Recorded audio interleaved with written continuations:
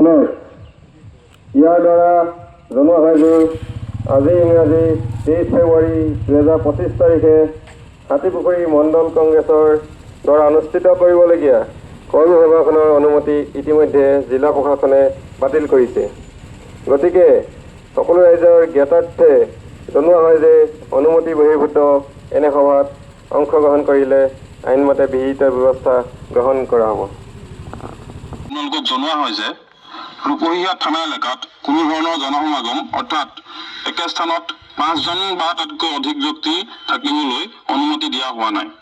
যদিহে তেনেধৰণৰ সমাগম হোৱা দেখা যায় তেন্তে তাক বেআইনী জনতা হিচাপে ঘোষণা কৰা হ'ব।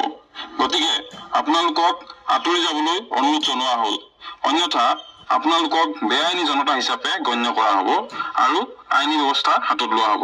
ধন্যবাদ। ইয়াৰ দ্বাৰা জনোৱা হয় যে আজি ইংৰাজী 23 ফেব্ৰুৱাৰী 2025 তাৰিখে হাতীপুখুৰী মণ্ডল কংগ্ৰেছৰ দ্বাৰা অনুষ্ঠিত কৰিবলগীয়া কৰ্মী সভাখনৰ অনুমতি ইতিমধ্যে জিলা প্ৰশাসনে বাতিল কৰিছে। গতিকে সকলো ৰাইজৰ জ্ঞাতাৰ্থে জনোৱা হয় যে অনুমতি বহিৰ্ভূত এনে সভাত অংশগ্ৰহণ কৰিলে আইনমতে বিহিত ব্যৱস্থা গ্ৰহণ কৰা হ'ব।